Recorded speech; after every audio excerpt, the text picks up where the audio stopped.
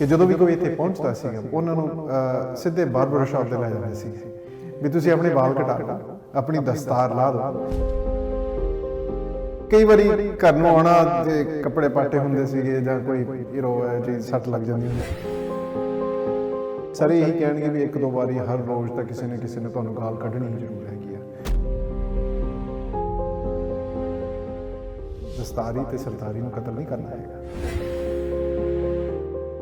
ਕਈ ਵਾਰੀ ਜਿਹੜੇ ਕੇਸਿਸ ਆਉਂਦੇ ਸਾਂ ਜਾਂ ਕੋਈ ਜ਼ਿੰਮੇਵਾਰੀਆਂ ਆਉਂਦੀਆਂ ਸੀਗੀਆਂ, ਮੈਨੂੰ ਦੂਜੇ ਥਾਂ ਤੇ ਜਾਂ ਤੀਜੇ ਥਾਂ ਤੇ ਰੱਖਣਾ ਉਹਨਾਂ ਨੇ।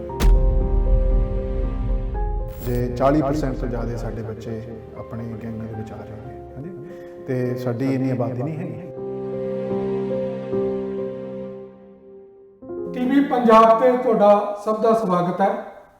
ਇੰਡੀਆ ਤੋਂ ਉੱਠ ਕੇ ਕੈਨੇਡਾ ਆਉਣ ਵਾਲੇ ਲੋਕਾਂ 'ਚ ਸਭ ਤੋਂ ਪਹਿਲਾਂ ਜੋ ਸਨ ਉਹ ਸਨ ਸਿੱਖ ਮੂਲ ਦੇ ਲੋਕ। ਉਹਨਾਂ ਨੇ ਇੱਥੇ ਆ ਕੇ ਜੋ ਸੰਘਰਸ਼ ਕੀਤੇ, ਜੋ ਇੱਕ ਬਰਾਬਰਤਾ ਦੇ ਹੱਕ ਲੈਣ ਲਈ ਜਦੋਜਹਿਦ ਕੀਤੀ, ਉਹ ਆਪਣੇ ਆਪ ਦੇ ਵਿੱਚ ਬੇਮਿਸਾਲ ਹੈ। ਉਸ ਤੋਂ ਇਲਾਵਾ ਪੁਲਿਸ ਫੋਰਸ ਦੇ ਵਿੱਚ ਇੱਥੋਂ ਦੇ ਵਿੱਚ ਸਿੱਖ ਆਪਣੀ ਦਸਤਾਰ ਸਜਾ ਕੇ ਉਹ ਡਿਊਟੀ ਕਰ ਸਕਣ, ਉਹਦੇ ਲਈ ਜੋ ਸੰਘਰਸ਼ ਕੀਤਾ ਜਾਂ ਉਹ ਰਾਈਟ ਲਏ, ਉਹ ਲੈ ਸਰਦਾਰ ਬਲਤੇਜ ਸਿੰਘ ਢਿੱਲੋਂ ਉਹਨਾਂ ਨੇ, ਜੋ ਸਾਨੂੰ ਅੱਜ ਅਸੀਂ ਫਖਰ ਮਹਿਸੂਸ ਕਰ ਰਹੇ ਹਾਂ ਕਿ ਸਰਦਾਰ ਬਲਤੇਜ ਸਿੰਘ ਢਿੱਲੋਂ ਸਾਡੇ ਨਾਲ ਸਟੂਡੀਓ 'ਚ ਅਵੇਲੇਬਲ ਨੇ। ਤੁਹਾਡਾ ਢਿੱਲੋਂ ਸਾਹਿਬ ਬਹੁਤ ਬਹੁਤ ਸਵਾਗਤ ਹੈ ਜੀ ਟੀਵੀ ਪੰਜਾਬ ਤੇ। ਬਹੁਤ ਬਹੁਤ ਧੰਨਵਾਦ ਜੀ, ਤੇ ਆਪ ਜੀ ਦੇ ਦਰਸ਼ਕਾਂ ਦਾ ਸਾਰਿਆਂ ਨੂੰ ਸਤਿ ਸ੍ਰੀ ਅਕਾਲ, ਪਿਆਰ ਭਰੀ ਸਤਿ ਸ੍ਰੀ ਅਕਾਲ। ਢਿੱਲੋਂ ਸਾਹਿਬ, ਮੈਂ ਪਹਿਲਾ ਸਵਾਲ ਤੁਹਾਡੇ ਤੋਂ ਇਹ ਪੁੱਛਣਾ ਚਾਹੂੰਗਾ ਕਿ ਤੁਹਾਡੇ ਫਾਦਰ ਸਾਹਿਬ, ਤੁਸੀਂ ਫੈਮਿਲੀ ਨਾਲ ਉੱਥੇ ਰਹਿ ਰਹੇ ਸੀਗੇ ਮਲੇਸ਼ੀਆ ਦੇ ਵਿੱਚ ਜੀ। ਉੱਥੋਂ ਇੱਥੇ ਆਉਣ ਦਾ ਸਬਬ ਫਾਦਰ ਸਾਹਿਬ ਦੀ ਡੈਥ ਸੀਗੀ ਜਾਂ ਕੋਈ ਹੋਰ ਕਾਰਨ ਵੀ ਸੀਗੇ? ਨਹੀਂ ਜੀ, ਉੱਥੇ ਮਲੇਸ਼ੀਆ ਦੇ ਵਿੱਚ ਖਾਸ ਕਰਕੇ ਸਾਡੇ ਪਿਤਾ ਜੀ ਉੱਥੇ ਸਾਡੇ ਪਰਿਵਾਰ ਦੇ ਵਿੱਚ ਉਹੀ ਬ੍ਰੈਡ ਵਿਨਰ ਸੀਗੇ, ਉਹੀ ਸਾਰਿਆਂ ਦੀ ਦੇਖਭਾਲ ਉਹੀ ਕਰਦੇ ਸੀ। ਤੇ ਜਦੋਂ ਉਹਨਾਂ ਦੀ ਉਹ ਅਕਾਲ ਚਲਾਣਾ ਕਰ ਗਏ ਤਾਂ ਉਹਨਾਂ ਦੀ ਮੌਤ ਹੋ ਗਈ, ਤਾਂ ਉਸ ਵੇਲੇ ਅਸੀਂ ਸਾਰੇ ਹੀ ਹਜੇ ਛੋਟੇ ਸੀ, ਉਮਰ ਦੇ ਵਿੱਚ ਛੋਟੇ ਸੀਗੇ। ਤੇ ਮੈਂ ਤੇ ਮੇਰੀਆਂ 3 ਭੈਣਾਂ ਉੱਥੋਂ ਫਿਰ ਅਸੀਂ ਇੱਥੇ ਆ ਗਏ। ਮੇਰਾ ਵੱਡਾ ਭਰਾ ਇੱਥੇ ਪਹਿਲਾਂ ਹੀ ਸੈਟਲ ਸੀਗਾ, ਤੇ ਮੇਰੀ ਇੱਕ ਵੱਡੀ ਭੈਣ ਉਹ ਪਿੱਛੇ ਰਹਿ ਗਈ, ਤੇ ਬਾਕੀ ਅਸੀਂ 4 ਇੱਥੇ ਪਹੁੰਚ ਕੇ ਮੇਰੇ ਵੱਡੇ ਭਾਈ ਨੇ ਸਾਨੂੰ ਇੱਥੇ ਸਪਾਂਸਰ ਕਰਕੇ ਲਿਆਂਦਾ। ਤਾਂ ਇੱਥੇ ਫਿਰ ਜਿਵੇਂ ਆਮ ਤੁਸੀਂ ਆਪਾਂ ਹੋਰ ਵੀ ਕਈ ਜਿਹੜੇ ਪਰਿਵਾਰ ਆਏ ਉਸ ਵੇਲਿਆਂ ਦੇ ਵਿੱਚ, ਜਿਸ ਤਰ੍ਹਾਂ ਉਹਨਾਂ ਨੂੰ ਇੱਥੇ ਆ ਕੇ ਹੱਲ ਮਿਲਿਆ, ਥੋੜ੍ਹਾ ਜਗ੍ਹਾ ਮਿਲੀ, ਇਸੇ ਤਰ੍ਹਾਂ ਹੀ ਅਸੀਂ ਪਹੁੰਚੇ। ਤੁਸੀਂ ਅੱਜ ਤੋਂ ਪੂਰੇ 40 ਸਾਲ ਪਹਿਲਾਂ ਇੱਥੇ ਆਏ ਜੀ 82 ਦੇ ਵਿੱਚ ਜੀ, ਤੇ ਉਦੋਂ ਮਹਿਜ਼ ਤੁਹਾਡੀ ਉਮਰ 16 ਸਾਲ ਦੀ ਸੀ ਜੀ। ਆ ਕੇ ਆਫ ਕੋਰਸ ਤੁਸੀਂ ਸਕੂਲ ਜੁਆਇਨ ਕੀਤਾ ਹੋਏਗਾ ਜੀ। ਸਕੂਲ ਵੇਲੇ ਕੀ ਪ੍ਰੋਬਲਮਾਂ ਆਈਆਂ, ਕਿਸ ਤਰੀਕੇ ਦਾ ਮਾਹੌਲ ਸੀ, ਕਿੱਦਾਂ ਤੁਸੀਂ ਕੋਈ ਬੁਲਿੰਗ ਵਗੈਰਾ ਦੇ ਕੇਸਿਸ ਵੀ ਹੁੰਦੇ ਰਹੇ ਤੁਹਾਡੇ ਨਾਲ? ਜੀ ਹਾਂਜੀ, ਇੱਥੇ ਉਸ ਵੇਲੇ ਮਾਹੌਲ ਬਹੁਤ ਡਿਫਰੈਂਟ ਸੀਗਾ, ਬਹੁਤ ਅਲੱਗ ਸੀ ਉਸ ਵੇਲੇ। ਹੁਣ ਆਪਾਂ ਸੋਚਦੇ ਆ ਵੀ ਸਿਰਫ 40 ਸਾਲ ਹੀ ਹੋਏ ਨੇ, ਪਰ ਉਹ 40 ਸਾਲਾਂ ਦੇ ਵਿੱਚ ਅਸੀਂ ਬਹੁਤ ਤਰੱਕੀਆਂ ਕੀਤੀਆਂ ਨੇ। ਆਮ ਕਰਕੇ ਸਕੂਲਾਂ ਦੇ ਵਿੱਚ ਸਾਡੇ ਪੰਜਾਬੀ ਬੱਚੇ ਨਹੀਂ ਸਨ। ਮੈਂ ਇਕੱਲਾ ਹੀ ਸੀ ਉਸ ਵੇਲੇ ਇੱਕ ਦਸਤਾਰਧਾਰੀ ਵਿਦਿਆਰਥੀ ਉਸ ਸਕੂਲ ਦੇ ਵਿੱਚ। ਤੇ ਇਹ ਤੋਂ ਇਲਾਵਾ ਇੱਕ ਹੋਰ ਵੀ ਗੱਲ ਹੈਗੀ ਹੈ ਕਿ ਇੱਥੇ ਆਉਣ ਵੇਲੇ ਉਸ ਵੇਲੇ ਇਹ ਇੱਕ ਗੱਲ ਚੱਲੀ ਹੋਈ ਸੀਗੀ ਕਿ ਜਦੋਂ ਵੀ ਕੋਈ ਇੱਥੇ ਪਹੁੰਚਦਾ ਸੀਗਾ, ਬੱਚਾ ਜਾਂ ਹੋਰ ਕੋਈ ਬਜ਼ੁਰਗ, ਇੱਥੋਂ ਦਾ ਪਰਿਵਾਰ ਉਹਨਾਂ ਦੀ ਖਾਤਰ, ਉਹਨਾਂ ਦੇ ਪਰਵਾਹ ਕਰਕੇ, ਉਹਨਾਂ ਨੂੰ ਉਹਨਾਂ ਦੀ ਰਕਸ਼ਾ ਕਰਕੇ, ਉਹਨਾਂ ਦੀ ਦੇਖਭਾਲ ਕਰਕੇ ਉਹਨਾਂ ਨੂੰ ਸਿੱਧੇ ਬਾਰਬਰ ਸ਼ਾਪ 'ਤੇ ਲੈ ਜਾਂਦੇ ਸੀਗੇ ਵੀ ਤੁਸੀਂ ਆਪਣੇ ਵਾਲ ਕਟਾ ਲਓ, ਆਪਣੀ ਦਸਤਾਰ ਲਾ ਦਿਓ, ਕਿਉਂਕਿ ਤੁਹਾਨੂੰ ਇੱਥੇ ਬਹੁਤ ਮੁਸ਼ਕਿਲਾਂ ਆਉਣੀਆਂ ਨੇ। ਸੋ ਇਹ ਇੱਕ ਚਾਰਾ ਬਣਿਆ ਹੋਇਆ ਸੀਗਾ, ਇੱਕ ਉੱਥੇ ਟ੍ਰੈਡੀਸ਼ਨ ਬਣੀ ਹੋਈ ਸੀ ਇੱਥੇ। ਤੇ ਮੇਰੇ ਨਾਲ ਵੀ ਇਹ ਗੱਲ ਹੋਈ, ਪਰ ਮੈਂ ਉਸ ਵੇਲੇ ਮਨਾ ਕਰ ਦਿੱਤਾ ਕਿਉਂਕਿ ਪਿਤਾ ਜੀ ਨਾਲ ਵਾਅਦਾ ਸੀ ਵੀ ਅਸੀਂ ਆਪਣੀ ਸਿੱਖੀ ਧਰਮ ਨੂੰ ਨਹੀਂ ਛੱਡਣਾ ਹੈਗਾ। ਤੇ ਜਦੋਂ ਸਕੂਲਾਂ ਦੇ ਵਿੱਚ ਗਏ ਤੇ ਮੈਂ ਇਕੱਲਾ ਸੀ ਉਸ ਵੇਲੇ। ਪਹਿਲੀ ਗੱਲ ਤਾਂ ਇੱਥੇ ਉਹ ਸਕੂਲਾਂ ਦੇ ਵਿੱਚ ਜਿਹੜੀ ਐਡਮਿਨਿਸਟ੍ਰੇਸ਼ਨ ਸੀ, ਉਹਨਾਂ ਹੀ ਨਹੀਂ ਇਹ ਪਛਾਣਿਆ ਹੈਗਾ ਕਿ ਇਹ ਵੀ ਬੱਚਾ ਜਿਹੜੇ ਬਾਹਰ ਨੂੰ ਆਏ ਬੱਚੇ ਨੇ, ਹੋ ਸਕਦਾ ਇਹਨਾਂ ਨੂੰ ਅੰਗਰੇਜ਼ੀ ਆਉਂਦੀ ਹੋਵੇ। ਉਹਨਾਂ ਨੇ ਇਹੀ ਪਤਾ ਹੀ ਨਹੀਂ ਕੀਤਾ। ਤਾਂ ਇਮੀਡੀਏਟਲੀ ਮੈਨੂੰ ESL, English as a second language ਕਲਾਸਾਂ ਦੇ ਵਿੱਚ ਲਾ ਦਿੱਤਾ 11ਵੀਂ ਦੇ ਵਿੱਚ। ਤਾਂ ਉਸੀ ਦਿਨ ਅੱਧੇ ਘੰਟੇ ਦੇ ਵਿੱਚ ਜਿੰਨੇ ਵੀ ਉਹ ਟੈਸਟ ਸੀਗੇ ਉਹ ਮੈਂ ਕਰਕੇ ਟੀਚਰ ਨੂੰ ਦੇ ਦਿੱਤੇ। ਤਾਂ ਪਿੱਛੋਂ ਮੈਨੂੰ ਪੁੱਛ ਰਹੀ ਹੈਗੀ ਵੀ ਤੂੰ ਇਹ ਕਲਾਸ ਦੇ ਵਿੱਚ ਕਿਉਂ ਹੈਗਾ, ਤੇ ਤੇਰੀ ਤਾਂ ਅੰਗਰੇਜ਼ੀ ਬਹੁਤ ਵਧੀਆ ਹੈਗੀ ਹੈ। ਤੇ ਮੈਂ ਉਹਨਾਂ ਨੂੰ ਦੱਸਿਆ ਮੈਨੂੰ ਕਿਸੇ ਨੇ ਪੁੱਛਿਆ ਹੀ ਨਹੀਂ ਵੀ ਮੇਰੀ ਅੰਗਰੇਜ਼ੀ ਕਿੱਦਾਂ ਹੈਗੀ ਹੈ। ਸੋ ਇਹੋ ਜਿਹੇ ਸਿਸਟਮ ਉਸ ਵੇਲੇ ਚੱਲ ਰਹੇ ਸਨ ਸਾਡੇ ਵਾਸਤੇ। ਜਿਹੜੇ ਬਾਹਰਲੇ ਲੋਕ ਸਨ, ਜਿਹੜੇ ਇਮੀਗ੍ਰੈਂਟ ਹੁੰਦੇ ਸੀ ਇੱਥੋਂ ਦੇ, ਇੱਥੇ ਆਉਂਦੇ ਸੀ, ਉਹਨਾਂ ਦੇ ਵਾਸਤੇ ਬਹੁਤ ਸਾਰੀਆਂ ਮੁਸ਼ਕਿਲਾਂ ਸੀ ਇਹੋ ਜਿਹੀਆਂ। ਕੋਈ ਸਿਸਟਮ ਨਹੀਂ ਬਣਿਆ ਹੋਇਆ ਸੀਗਾ। ਤੇ ਫਿਰ ਇਕੱਲੇ ਹੁੰਦਿਆਂ ਸਕੂਲ ਦੇ ਵਿੱਚ ਵੀ ਕਾਫੀ ਉੱਥੇ ਹੱਥੋਂ ਹੱਥੀ ਹੋਣਾ ਪਿਆ। ਤੇ ਜਿਹੜੇ ਹੋਰ ਆਮ ਬੱਚੇ ਸੀਗੇ, ਗੋਰੇ ਸੀਗੇ, ਤਾਂ ਕਈ ਵਾਰੀ ਉਹਨਾਂ ਨੇ ਗੱਲ ਕਹਿ ਦੇਣੀ। ਇੱਥੇ ਤਾਂ ਆਮ ਗੱਲ ਹੁੰਦੀ ਸੀ ਵੀ ਇੱਕ ਦੋ ਵਾਰੀ ਦਿਨ ਦੇ ਵਿੱਚ ਜਿਹੜੇ ਪੰਜਾਬੀ ਲੋਕ ਸੀ ਉਹਨਾਂ ਨੂੰ ਕਿਸੇ ਨੇ ਗਾਲ ਕੱਢ ਦੇਣੀ ਜਾਂ ਕਿਸੇ ਨੇ ਪਾਕੀ ਕਹਿ ਦੇਣੀ। ਰੇਸ਼ੀਅਲ ਸਲਰ ਜਿਹੜੇ ਹੁੰਦੇ ਨੇ, ਬੜਾ ਇਸ ਪੱਖੋਂ ਕਾਫੀ ਕੁਛ ਹੁੰਦਾ ਸੀ। ਘਰਾਂ ਦੇ ਵਿੱਚ ਆਂਡੇ ਸਿੱਟ ਦੇਣੇ ਜਾਂ ਕੋਈ ਲਿਖ ਜਾਣਾ ਵੀ ਗੋ ਹੋਮ ਹਿੰਦੂ, ਕਾਰਾਂ ਨੂੰ ਸਕ੍ਰੈਚ ਕਰ ਦੇਣਾ, ਇੱਦਾਂ ਦਾ ਇਹੋ ਜਿਹੀਆਂ ਚੀਜ਼ਾਂ ਤਾਂ ਆਮ ਕਰਕੇ ਹੁੰਦੀਆਂ ਸੀ। ਸਾਡੇ ਨਾਲ ਕੁਝ ਪਾਰਟਿਕੂਲਰ ਇਨਸੀਡੈਂਟਸ ਸ਼ੇਅਰ ਕਰੋਗੇ ਜੀ? ਕੋਈ ਸਕੂਲ 'ਚ ਤੁਹਾਡੀ ਬੁਲਿੰਗ ਹੋਈ ਹੋਵੇ ਜਾਂ ਝਗੜੇ ਹੋਏ ਹੋਣ ਇੱਦਾਂ ਦੇ? ਹਾਂਜੀ, ਉੱਥੇ ਫਿਰ ਦੇਖੋ ਇਹ ਦੋ ਗੱਲਾਂ ਦੇ ਵਿੱਚੋਂ ਇੱਕ ਹੋ ਸਕਦੀ ਹੈ ਕਿ ਜਾਂ ਤਾਂ ਤੁਸੀਂ ਬੁਲਿੰਗ ਦੇ ਵਿੱਚੋਂ ਆਪ ਬੁਲੀ, ਫਿਰ ਉਹਦੇ ਵਿੱਚ ਥੱਲੇ ਆ ਜਾਂਦੇ ਹੋ ਤੁਸੀਂ ਤੇ ਬੁਲਿੰਗ ਦੇ ਸ਼ਿਕਾਰ ਬਣ ਜਾਂਦੇ ਹੋ, ਤੇ ਜਾਂ ਫਿਰ ਤੁਹਾਨੂੰ ਆਪਣੇ ਆਪ ਦੀ ਰੱਖਿਆ ਕਰਨੀ ਪਈਦੀ। ਸੋ ਉਸ ਵੇਲੇ ਮੇਰਾ ਹੋਰ ਕੋਈ ਚਾਰਾ ਤਾਂ ਨਹੀਂ ਸੀਗਾ, ਹੱਥੋਂ ਹੱਥੀ ਹੁੰਦਾ ਪੈਣਾ ਸੀਗਾ, ਝਗੜਾ ਕਰਨਾ ਪੈਂਦਾ ਸੀਗਾ, ਲੜਾਈ ਕਰਨੀ ਪੈਂਦੀ ਸੀ। ਤੇ ਉਹ ਫਿਰ ਅਸੀਂ ਬੱਚਿਆਂ ਦੇ ਨਾਲ ਲੜ ਪੈਂਦੇ ਸੀਗੇ ਤੇ ਮੇਰੀ ਫਿਰ ਇੱਕ ਡਾਇਰੀ ਰੱਖੀ ਹੁੰਦੀ ਸੀਗੀ, ਕਿਉਂਕਿ ਹੁਣ ਕਈ ਵਾਰੀ ਕਈਆਂ ਨੇ ਕੁਝ ਕਹਿ ਦੇਣਾ ਦਿਨ ਦੇ ਵਿੱਚ, 2-3 ਬੰਦਿਆਂ ਨੇ ਕਹਿ ਦੇਣਾ ਕੁਝ। ਸੋ ਮੈਂ ਫਿਰ ਅੱਧੇ ਘੰਟੇ ਦਾ ਅਪਾਇੰਟਮੈਂਟ ਬਣਾ ਕੇ ਉਹਨਾਂ ਦੇ ਨਾਲ ਮਿਲਦਾ ਹੁੰਦਾ ਸੀ ਸਕੂਲ ਤੋਂ ਬਾਅਦ। ਸੋ ਇੱਦਾਂ ਫਿਰ ਥੋੜ੍ਹਾ ਚਿਰ ਵਾਸਤੇ ਇੱਦਾਂ ਚੱਲਿਆ। ਤੇ ਜਦੋਂ ਪਤਾ ਲੱਗ ਗਿਆ ਵੀ ਇਹ ਜਿਹੜਾ ਬੰਦਾ ਹੈਗਾ, ਜੇ ਤੁਸੀਂ ਇਹਨੂੰ ਕੁਝ ਕਹੋਗੇ ਇਹਨੇ ਤਾਂ ਜਾਂ ਤਾਂ ਤੁਹਾਡੇ ਤੋਂ ਮਾਫੀ ਮੰਗਾਉਣੀ ਆ ਜਾਂ ਇਹਨੇ ਤੁਹਾਨੂੰ ਪਿੱਛੋਂ ਮਿਲਣਾ ਹੈਗਾ। ਤੇ ਉੱਥੇ ਜਾਂ ਉਹ ਜਿੱਤ ਜਾਂਦੇ ਸੀ ਜਾਂ ਮੈਂ ਜਿੱਤ ਜਾਂਦਾ ਸੀਗਾ, ਪਰ ਹੱਥੀ ਉੱਥੀ ਹੋਣਾ ਪੈਂਦਾ ਸੀਗਾ, ਨਹੀਂ ਤਾਂ ਫਿਰ ਉੱਥੇ ਨਹੀਂ ਤਾਂ ਫਿਰ ਸ਼ਿਕਾਰ ਬਣ ਜਾਂਦੇ ਸੀ ਤੁਸੀਂ। ਕਈ ਵਾਰੀ ਢਿੱਲੋਂ ਸਾਹਿਬ ਇਹ ਵੀ ਨੌਬਤ ਆਈ ਕਿ ਬਲੱਡੀ ਬ੍ਰੌਲ ਵੀ ਹੋਏ? ਜੀ, ਕਈ ਬ੍ਰੌਲ ਤਾਂ ਨਹੀਂ ਹੁੰਦੇ ਸੀਗੇ। ਇੱਕ ਉੱਥੇ ਉਸ ਵੇਲੇ ਕਾਨੂੰਨ, ਇਹ ਆਪਣੇ ਅਨਰਿਟਨ ਰੂਲ ਹੁੰਦਾ ਸੀਗਾ, ਜੇ ਜੋ ਬੱਚੇ ਲੜਦੇ ਨੇ ਉਹਨਾਂ ਨੇ ਲੜਨਾ ਹੈਗਾ, ਕੋਈ ਇੱਦਾਂ ਬਾਹਰਲਾ ਨਹੀਂ ਕੋਈ ਇੰਟਰਫੇਅਰ ਨਹੀਂ ਕਰਦਾ ਹੁੰਦਾ ਸੀ। ਤੇ ਕਈ ਵਾਰੀ ਘਰ ਨੂੰ ਆਉਣਾ ਤੇ ਕੱਪੜੇ ਪਾਟੇ ਹੁੰਦੇ ਸੀਗੇ ਜਾਂ ਕੋਈ ਜੀ ਸੱਟ ਲੱਗ ਜਾਂਦੀ ਹੁੰਦੀ ਸੀ, ਪਰ ਉਹ ਇਹ ਤੋਂ ਇਲਾਵਾ ਕੋਈ ਹੋਰ ਨਹੀਂ ਗੱਲ ਹੁੰਦੀ ਸੀ। ਕੋਈ ਅਸੀਂ ਹਥਿਆਰ ਨਹੀਂ ਵਰਤਦੇ ਸੀ ਜਾਂ ਹੱਥੋਂ ਹੱਥੀ ਹੋਣਾ ਹੁੰਦਾ ਸੀਗਾ। ਤੇ ਉੱਥੇ ਹੀ ਫਿਰ ਮੇਰਾ ਜਿਹੜਾ ਬੈਸਟ ਫਰੈਂਡ ਸੀ ਉਹ ਵੀ ਉੱਥੇ ਹੀ ਮਿਲਿਆ। ਉਹਦੇ ਨਾਲ 3:30 ਦੀ ਅਪਾਇੰਟਮੈਂਟ ਲਾਈ ਹੋਈ ਸੀ, ਮੇਰੇ 3 ਵਜੇ ਦੀ ਪਹਿਲਾਂ ਅਪਾਇੰਟਮੈਂਟ ਸੀਗੀ। ਤੇ ਜਦੋਂ ਉਹ ਪਹੁੰਚਿਆ ਤਾਂ ਮੇਰਾ ਪਹਿਲਾਂ ਹੀ ਸ਼ਰਟ ਪਾਟਿਆ ਹੋਇਆ ਸੀਗਾ ਤੇ ਥੋੜਾ ਲਹੂ ਵੀ ਨਿਕਲ ਰਿਹਾ ਸੀ। ਅਪਾਇੰਟਮੈਂਟ ਤੋਂ ਤੁਹਾਡਾ ਭਾਵ ਲੜਨ ਦੀ ਹਾਂਜੀ। ਫਿਰ ਹੁਣ ਟਾਈਮ ਤਾਂ ਲਾਉਣਾ ਪੈਂਦਾ ਸੀਗਾ, ਹਨਾ। ਸੋ ਉਹਨੇ ਜਦੋਂ ਪਹਿਲਾਂ ਮੈਨੂੰ ਕੁਝ ਕਹਿ ਦਿੱਤਾ ਤਾਂ ਮੈਂ ਉਹਨੂੰ ਕਹਿ ਦਿੱਤਾ ਵੀ ਮੈਂ ਤੈਨੂੰ 3:30 ਵਜੇ ਮਿਲਾਂਗਾ। ਤੇ ਉਹ ਕਹਿੰਦਾ ਵੀ 3:30 ਵਜੇ ਕਿਉਂ, 2:30 ਵਜੇ ਆਪਣਾ ਸਕੂਲ ਨਿਕਲਦਾ। ਮੈਂ ਕਿਹਾ 3:30 ਵਜੇ ਮੇਰਾ ਟਾਈਮ, ਤੂੰ ਆਉਣਾ ਤਾਂ ਆ ਜਾਈਂ, ਨਹੀਂ ਤਾਂ ਮਾਫੀ ਮੰਗ ਲਾ ਹੁਣ। ਤੇ ਕਹਿੰਦਾ ਕੋਈ ਨਹੀਂ, ਮੈਂ ਤੈਨੂੰ 3:30 ਵਜੇ ਮਿਲ ਲਾਂਗਾ। ਤੇ ਉਹ 3:30 ਵਜੇ ਆਇਆ ਤਾਂ ਮੇਰੀਆਂ ਪਹਿਲਾਂ ਹੀ 2 ਅਪਾਇੰਟਮੈਂਟ ਸੀਗੀਆਂ ਉਹ ਤੋਂ ਪਹਿਲਾਂ। ਤੇ ਜਦੋਂ ਉਹਨੇ ਦੇਖਿਆ ਵੀ ਇਹ ਤਾਂ ਝੱਗਾ ਪਹਿਲਾਂ ਹੀ ਪਾਟਿਆ ਹੋਇਆ, ਸ਼ਰਟ ਪਹਿਲੀ ਪਾਟੀ ਹੋਈ, ਤੇ ਕਹਿੰਦਾ ਤੈਨੂੰ ਕੀ ਹੋ ਗਿਆ? ਮੈਂ ਕਿਹਾ ਮੇਰੀ ਇਹ 3 ਵਜੇ ਦੀ ਅਪਾਇੰਟਮੈਂਟ ਸੀਗੀ, ਹੁਣ ਮੇਰੀ ਤਾਂ 3:30 ਦੀ ਅਪਾਇੰਟਮੈਂਟ ਹੈ। ਸੋ ਇੱਥੋਂ ਥੋੜਾ ਹੱਸ ਵੀ ਪਏ, ਉਹ ਵੀ ਥੋੜਾ, ਉਹਨੂੰ ਵੀ ਦਰਦ ਹੋਇਆ। ਤੇ ਉਹ ਕਹਿੰਦੇ ਨੇ ਆਪਾਂ ਨੂੰ ਲੋੜ ਨਹੀਂ ਹੈਗੀ। ਤਾਂ ਉੱਥੋਂ ਅਸੀਂ ਬੜੇ ਬੈਸਟ ਫਰੈਂਡ ਬਣ ਗਏ। ਤਾਂ ਉਹ ਤੋਂ ਬਾਅਦ ਸਕੂਲ ਦੇ ਵਿੱਚ ਜਦੋਂ ਕੋਈ ਗੱਲ ਕਰਦਾ ਸੀ ਤਾਂ ਉਹ ਸਾਹਮਣੇ ਹੁੰਦਾ ਸੀ, ਉਹ ਢਾਲ ਬਣ ਜਾਂਦਾ ਸੀ ਸਾਡੀ।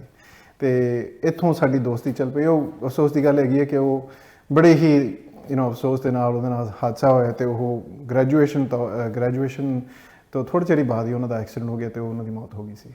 ਢਿੱਲੋਂ ਸਾਹਿਬ, ਇਹ ਜਿਹੜਾ ਸਿਲਸਿਲਾ ਸੀ ਬੁਲਿੰਗ ਦਾ ਤੇ ਤੰਗ ਕਰਨ ਦਾ, ਇਹ ਕਾਲਜ ਵੀ ਚੱਲਦਾ ਰਿਹਾ ਤੁਹਾਡੇ? ਨਹੀਂ, ਕਾਲਜ ਦੇ ਵਿੱਚ ਨਹੀਂ। ਦੇਖੋ ਉਸ ਵੇਲੇ ਜਿਹੜੇ ਹਾਈ ਸਕੂਲ ਸੀਗੇ ਉੱਥੇ ਤਾਂ ਇਹ ਗੱਲਾਂ ਚੱਲਦੀਆਂ ਸੀਗੀਆਂ। ਕਾਲਜ ਤੱਕ ਥੋੜਾ ਬੰਦਾ ਮੈਚੁਰ ਹੋ ਜਾਂਦਾ ਹੈਗਾ ਤੇ ਉੱਥੇ ਥੋੜਾ ਜ਼ਿਆਦਾ ਪੜ੍ਹਾਈ ਤੇ ਧਿਆਨ ਲੱਗਦਾ ਤੇ ਉੱਥੇ ਅਸੀਂ ਪੈਸੇ ਦੇ ਕੇ ਜਾਂਦੇ ਸੀ ਕਾਲਜ ਦੇ ਵਿੱਚ। ਜਿਹੜਾ ਹਾਈ ਸਕੂਲ ਹੈ ਉਹ ਤਾਂ ਸਾਰੇ ਜਾਂਦੇ ਸੀ। ਸੋ ਜਿਹੜਾ ਪੈਸੇ ਦੇ ਕੇ ਜਾਣਾ ਹੈਗਾ ਉੱਥੇ ਫਿਰ ਇੰਨਾ ਵੇਸਟ ਹੁੰਦਾ ਨਹੀਂ ਸੀ, ਟਾਈਮ ਨਹੀਂ ਹੁੰਦਾ ਸੀ ਵੇਸਟ ਕਰਨ ਲਈ। ਸੋ ਉੱਥੇ ਨਹੀਂ ਬੁਲਿੰਗ ਨਹੀਂ ਸੀਗੀ। ਤੇ ਬਾਕੀ ਉੱਥੇ ਐਜੂਕੇਟਡ ਸੀਗੇ ਜਿਹੜੇ ਜਾਂਦੇ ਸੀਗੇ, ਉਹ ਆਪਣੀ ਐਜੂਕੇਸ਼ਨ ਵਾਸਤੇ ਜਾਂਦੇ ਸੀਗੇ। So it was fine. ਤੇ ਸਕੂਲ ਤੋਂ ਬਾਹਰ ਜਿਹੜਾ ਸੀਗਾ ਜੀ, ਉਹ ਜਿਵੇਂ ਮਾਰਕੀਟ ਪਲੇਸ ਤੇ ਜਾਂ ਗਰਾਊਂਡਸ ਦੇ ਵਿੱਚ, ਉਹ ਵੀ ਕੁਝ ਫੇਸ ਕਰਨਾ ਪਿਆ ਤੁਹਾਨੂੰ? ਉਹ ਬਾਹਰ ਤਾਂ ਇਹੀ ਸੀਗਾ ਨਾ ਵੀਰੇ ਕਿ ਵੀ ਜਦੋਂ ਤੁਸੀਂ ਬਾਹਰ ਜਾਂਦੇ ਸੀ, ਕਈਆਂ ਨੇ 1-2 ਵਾਰੀ ਤਾਂ ਦਿਨ ਦੇ ਵਿੱਚ ਮੇਰਾ ਖਿਆਲ ਹੈ ਹਰ ਇੱਕ ਜੋ ਵੀ ਉਸ ਵੇਲੇ ਉੱਥੇ ਸੀ, ਇੱਥੇ ਰਿਹਾਇਸ਼ ਸੀਗੀ ਉਹਨਾਂ ਦੀ, ਜਿੰਨੇ ਵੀ ਉਸ ਵੇਲੇ ਦੇ ਸਮੇਂ ਦੇ ਵਿੱਚ ਸੀਗੇ ਇੱਥੇ, ਸਾਰੇ ਇਹੀ ਕਹਿਣਗੇ ਵੀ 1-2 ਵਾਰੀ ਹਰ ਰੋਜ਼ ਤਾਂ ਕਿਸੇ ਨੇ ਤੁਹਾਨੂੰ ਗਾਲ ਕੱਢਣੀ ਜ਼ਰੂਰ ਹੈਗੀ ਆ। ਰੇਸ਼ੀਅਲ ਗਾਲ ਜਿਹੜੀ ਹੈਗੀ ਆ ਵੀ ਤੁਸੀਂ ਪਾਕੀ ਹੋ, ਤੁਸੀਂ ਹਿੰਦੂ, ਤੁਸੀਂ ਘਰ ਨੂੰ ਮੁੜ ਜਾਓ, ਇੱਦਾਂ ਵਗੈਰਾ। ਇਹ ਤਾਂ ਹੁੰਦਾ ਹੀ ਰਹਿੰਦਾ ਸੀਗਾ। ਇਹ ਨਹੀਂ ਮਤਲਬ ਸੀਗਾ ਵੀ ਸਾਰੇ ਹੀ ਮਾੜੇ ਸੀ। ਪਰ ਅੱਜ ਕੱਲ੍ਹ ਜੇ ਤੁਸੀਂ ਅੱਜ ਦਾ ਜਿਹੜਾ ਮਾਹੌਲ ਦੇਖਦੇ ਹੋ, ਜੇ ਅੱਜ ਦੇ ਲੈਵਲ ਰੱਖਦੇ ਹੋ, ਤਾਂ ਅੱਜ ਤਾਂ ਜੇ 6 ਮਹੀਨਿਆਂ ਦੇ ਵਿੱਚ, ਸਾਲ ਦੇ ਵਿੱਚ ਤੁਹਾਡੇ ਨਾਲ ਇਹ ਕੁਛ ਹੋਵੇ ਤਾਂ ਬੰਦਾ ਕਹਿੰਦਾ ਵੀ ਮੇਰੇ ਨਾਲ ਇਹ ਗੱਲ ਹੋਈ ਆ, ਉਸ ਵੇਲੇ ਤਾਂ ਹਰ ਰੋਜ਼ ਹੁੰਦੀ ਸੀਗੀ, ਹਰ ਰੋਜ਼ ਦੀ ਗੱਲ ਹੈ। ਉਹ ਤੁਸੀਂ ਸਕੂਲੋਂ ਘਰੇ ਆਉਣਾ ਤਾਂ ਕਾਰ ਦੇ ਵਿੱਚ ਜਾਂਦੇ ਜਾਂਦੇ ਨੇ ਕਿਸੇ ਨੇ ਗਾਲ ਕੱਢ ਜਾਣੀ। ਇਹ ਢਿੱਲੋਂ ਸਾਹਿਬ ਫਿਰ ਇਹ ਸਬਬ ਕਿਵੇਂ ਬਣਿਆ ਪੁਲਿਸ 'ਚ? ਇਹ ਤੁਸੀਂ ਡਿਸਾਈਡ ਕੀਤਾ ਸੀ ਪਹਿਲਾਂ ਜਾਂ ਕੋਈ ਸਬਬ ਬਣਿਆ? ਨਹੀਂ, ਮੈਂ ਕਾਲਜ ਦੇ ਵਿੱਚ ਇਹੀ ਤੈਅ ਕੀਤਾ ਸੀ ਕਿ ਮੈਂ ਵਕੀਲ ਦੀ ਪੜ੍ਹਾਈ ਕਰਨੀ ਹੈਗੀ ਹੈ, ਮੈਂ ਲਾਅ ਦੇ ਵਿੱਚ ਜਾਣਾ ਹੈਗਾ। ਤਾਂ ਉੱਥੇ ਕਾਲਜ ਦੇ ਵਿੱਚ ਫਿਰ ਜੋ ਪ੍ਰੋਫੈਸਰ ਸਨ ਉਹਨਾਂ ਨੇ ਮੈਨੂੰ ਇਹੀ ਨਸੀਹਤ ਦਿੱਤੀ ਕਿ ਦੇਖ, ਜੇ ਤੂੰ ਕਾਲਜ ਲਾਅ ਸਕੂਲ ਦੇ ਵਿੱਚ ਜਾਣਾ ਜਾਂ ਵਕੀਲ ਦੀ ਪੜ੍ਹਾਈ ਕਰਨੀ ਹੈ ਤਾਂ ਤੈਨੂੰ ਆਪਣਾ ਜਿਹੜਾ ਵੋਲੰਟੀਅਰ ਤੌਰ 'ਤੇ ਤੁਸੀਂ ਜੋ ਕੰਮ ਕਰਨਾ ਹੈਗਾ ਉਹ ਤੁਸੀਂ ਆਪਣਾ ਵਧਾਓ, ਸੋ ਕਿ ਜਿਹੜੀ ਤੁਹਾਡੀ ਰੈਜ਼ੂਮੇ ਐਪਲੀਕੇਸ਼ਨ ਆ ਉਹ ਵਧੀਆ ਰਹੇਗੀ। ਅਤੇ ਉਹ ਜਿਹੜਾ ਲਾਅ ਸਕੂਲ ਆ, ਵੈਸੇ UBC ਆ ਜਾਂ ਹੋਰ ਕੋਈ ਹੈਗਾ, ਉਹ ਤੁਹਾਡੀ ਪੂਰੀ ਰੈਜ਼ੂਮੇ ਦੇਖ ਕੇ ਤੁਹਾਨੂੰ ਦਖਲ ਕਰਨਗੇ, ਕਿਉਂਕਿ ਸੀਟਾਂ ਥੋੜ੍ਹੀਆਂ ਹੁੰਦੀਆਂ ਸੀਗੀਆਂ। ਸੋ ਉਹਦੇ ਕਰਕੇ ਮੈਂ ਫਿਰ ਪੁਲਿਸ ਦੇ ਨਾਲ ਵਲੰਟੀਅਰ ਤੌਰ 'ਤੇ ਕੰਮ ਕਰਨ ਲੱਗ ਗਿਆ। ਉਹ ਵਲੰਟੀਅਰ ਤੌਰ 'ਤੇ ਕੰਮ ਕਰਦਿਆਂ ਮੈਨੂੰ ਮੌਕਾ ਮਿਲਿਆ ਪੁਲਿਸਿੰਗ ਦੇ ਬਾਰੇ ਪਤਾ ਕਰਨ ਲਈ, ਪੁਲਿਸ ਕਿਵੇਂ ਆਪਣਾ ਕੰਮ ਕਿਵੇਂ ਕਰਦੀ ਹੈ, ਉਹਨਾਂ ਦੇ ਨਾਲ ਮੇਰਾ ਵਾਹ ਪਿਆ। ਉੱਥੇ ਮੇਰੇ ਰੋਲ ਮਾਡਲ ਵੀ ਬਣੇ ਕਈ ਪੁਲਿਸ ਅਫਸਰ। ਅਤੇ ਮੈਂ ਦੇਖਦਾ ਰਿਹਾ ਕਿ ਜਿਸ ਤਰ੍ਹਾਂ ਸਾਡੇ ਸਕੂਲਾਂ ਦੇ ਵਿੱਚ ਪੰਜਾਬੀ ਲੋਕਾਂ ਦੀ, ਪੰਜਾਬੀ ਵਿਦਿਆਰਥੀਆਂ ਦੀ ਘਾਟ ਸੀ, ਅਤੇ ਕਮਿਊਨਿਟੀ ਦੇ ਵਿੱਚ ਆਪਣੀ ਆਬਾਦੀ ਵੱਧਦੀ ਸੀਗੀ, ਪਰ ਪੁਲਿਸ ਦੇ ਵਿੱਚ ਆਪਣੀ ਆਬਾਦੀ ਘੱਟ ਸੀ। ਪੁਲਿਸ ਦੇ ਵਿੱਚ ਆਪਣੇ ਕੋਈ ਬਾਲੇ ਖਾਸ ਉਸ ਵੇਲੇ ਪੰਜਾਬੀ ਪੁਲਿਸ ਅਫਸਰ ਨਹੀਂ ਸੀਗੇ। ਅਤੇ ਜਦੋਂ ਮੈਂ ਬਾਹਰ ਜਾਂਦਾ ਸੀ ਵਲੰਟੀਅਰ ਤੌਰ 'ਤੇ ਆਪਣੇ ਪੁਲਿਸ ਅਫਸਰਾਂ ਦੇ ਨਾਲ ਕੋਈ ਕਾਲ 'ਤੇ ਜਾਣਾ ਜਾਂ ਕੋਈ ਕੰਪਲੇਂਟ 'ਤੇ ਜਾਣਾ, ਅਤੇ ਉੱਥੇ ਮੂਹਰੇ ਆਪਣੇ ਪੰਜਾਬੀ ਲੋਕ ਹੁੰਦੇ ਸਨ, ਤਾਂ ਉਹਨਾਂ ਨੇ ਮੇਰੇ ਨਾਲ ਪਹਿਲਾਂ ਗੱਲ ਕਰਨੀ, ਕਿਉਂਕਿ ਉਹਨੇ ਦੇਖਣਾ ਵੀ ਇਹ ਸਾਡਾ ਬੰਦਾ ਹੈਗਾ, ਅਤੇ ਉਹਨੇ ਪੰਜਾਬੀ ਦੇ ਵਿੱਚ ਗੱਲ ਕਰਨੀ। ਸੋ ਹੌਲੀ ਹੌਲੀ ਮੇਰੇ ਦਿਲ ਦੇ ਵਿੱਚ ਇਹ ਗੱਲ ਉੱਠੀ ਕਿ ਵੀ ਬਲਤੇਜ ਸਿੰਘ, ਇੱਥੇ ਲੋੜ ਹੈ ਤੇਰੀ, ਵੀ ਕਮਿਊਨਿਟੀ ਦੇ ਵਿੱਚ ਇਹ ਸੇਵਾ ਜਿਹੜੀ ਹੈਗੀ ਹੈ ਇਹਦੀ ਲੋੜ ਹੈਗੀ ਹੈ। ਆਪਣੇ ਜ਼ਿਆਦਾ ਪੰਜਾਬੀ ਪੁਲਿਸ ਅਫਸਰ ਨਹੀਂ ਹੈਗੇ। ਅਤੇ ਬਾਕੀ ਮੈਨੂੰ ਕੰਮ ਵਧੀਆ ਲੱਗਿਆ, ਜੋ ਕੰਮ ਕਰ ਸੀਗਾ, ਜਿਹੜਾ ਕਿਸੇ ਦੀ ਮਦਦ ਕਰਨੀ, ਇਨਵੈਸਟੀਗੇਸ਼ਨ ਕਰਨੀ, ਉਹ ਮੈਨੂੰ ਬਹੁਤ ਵਧੀਆ ਲੱਗਿਆ। ਸੋ ਫਿਰ ਹੌਲੀ ਹੌਲੀ 1.5 ਸਾਲ ਦੇ ਵਿੱਚ ਮੈਂ ਆਪਣਾ ਮਨ ਬਦਲਿਆ ਕਿ ਮੈਂ ਪੁਲਿਸ ਦੇ ਵਿੱਚ ਜਾਵਾਂਗਾ। ਤਾਂ ਫਿਰ ਤਾਂ ਮੈਂ ਐਪਲੀਕੇਸ਼ਨ ਆਪਣੀ ਪਾਈ।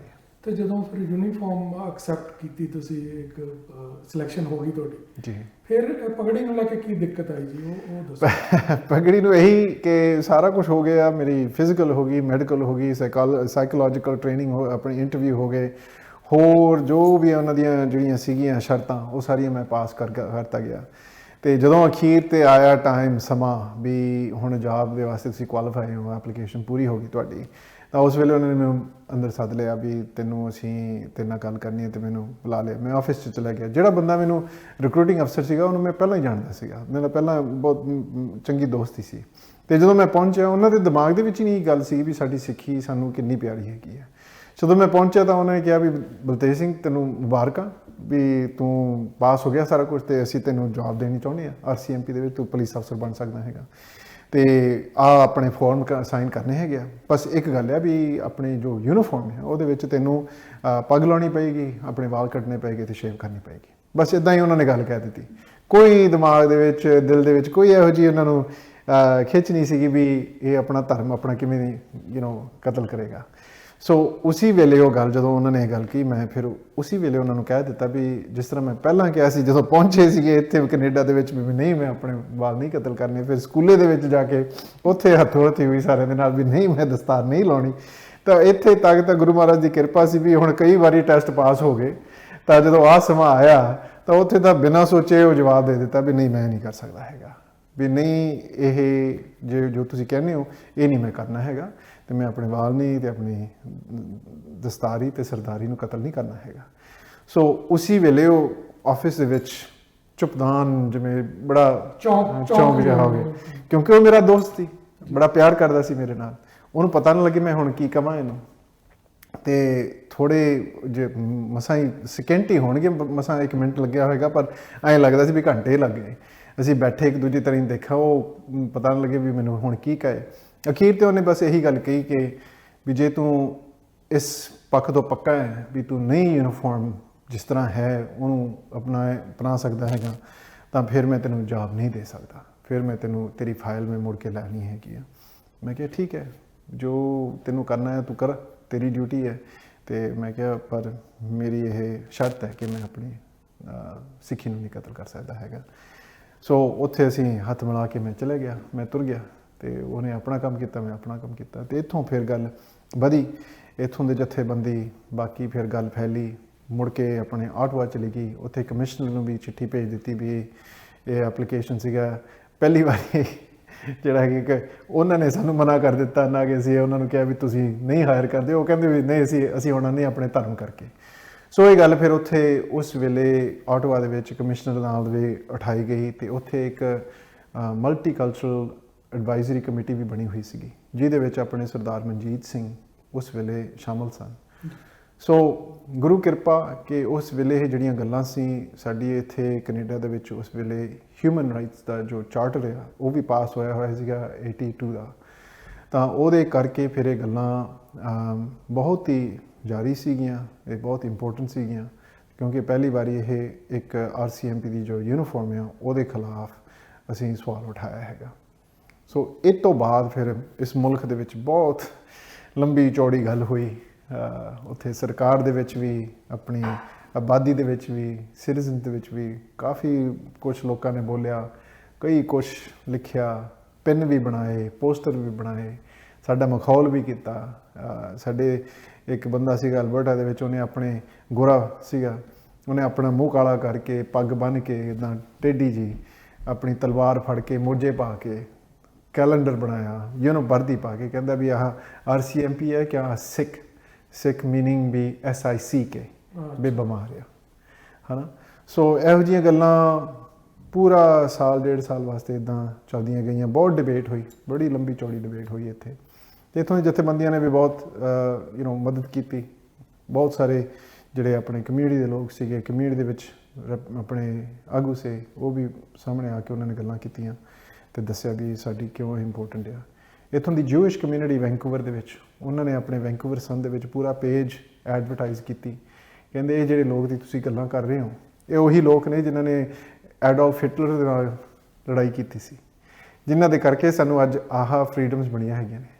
ਅਤੇ ਉੱਥੇ ਉਹਨਾਂ ਨੇ ਪਿਕਚਰਾਂ ਵੀ ਲਾਈਆਂ ਜਿੱਥੇ ਕਿ ਸਾਡੇ ਸਰਦਾਰ ਆਪਣੇ ਫੌਜੀ ਜਿਹੜੇ ਕਿ ਆਪਣਾ ਨਾਜ਼ੀ ਦਾ ਫਲੈਗ ਸੀਗਾ, ਝੰਡਾ ਸੀਗਾ, ਉਹ ਫੜ ਕੇ ਦਿਖਾ ਰਹੇ ਸੀ ਵੀ ਇਹ ਉਹ ਬੰਦੇ ਨੇ, ਇਹ ਇਹਨਾਂ ਦੀਆਂ ਗੱਲਾਂ ਕਰ ਰਹੇ ਹੋ ਤੁਸੀਂ।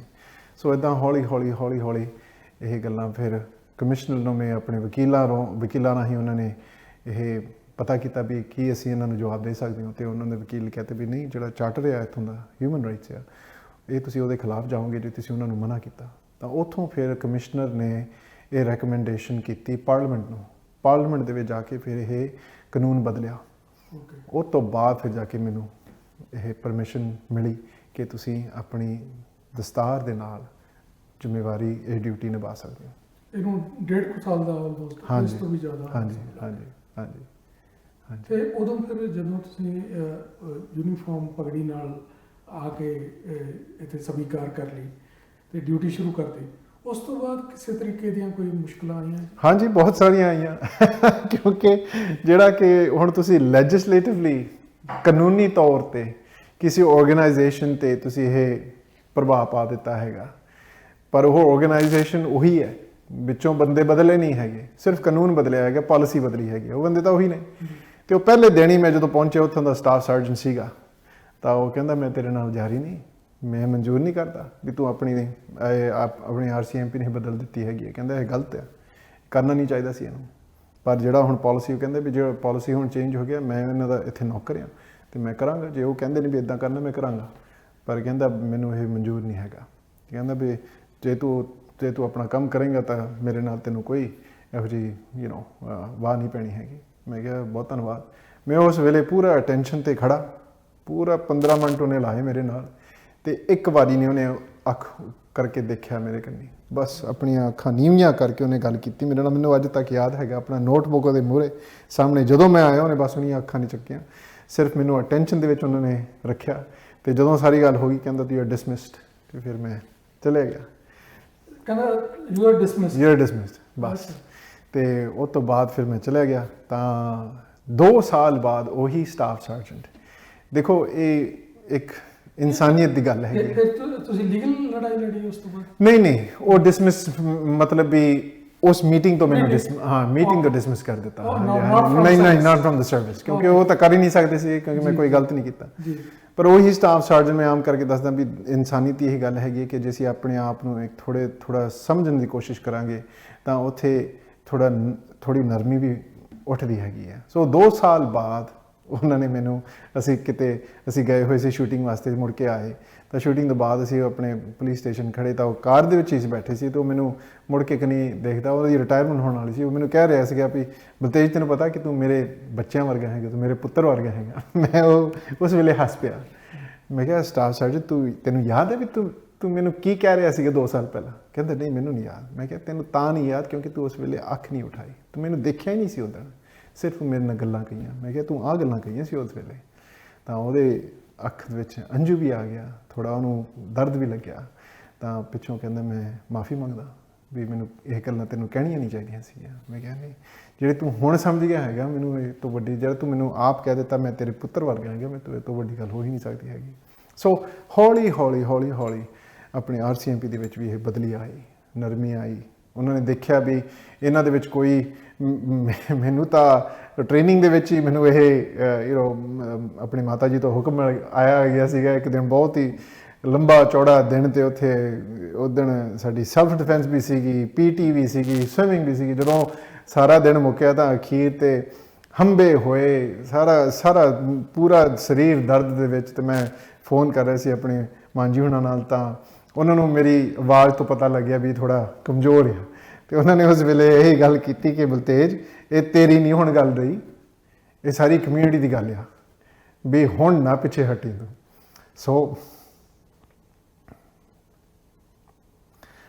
ਉਹ ਜੋ ਅਸੀਸ ਕਹਿ ਲਓ, ਹੁਕਮ ਕਹਿ ਲਓ, ਜੋ ਵੀ ਹੈਗਾ, ਉਹ ਫੜ ਕੇ ਅਸੀਂ ਫਿਰ ਅੱਗੇ ਤੁਰੇ।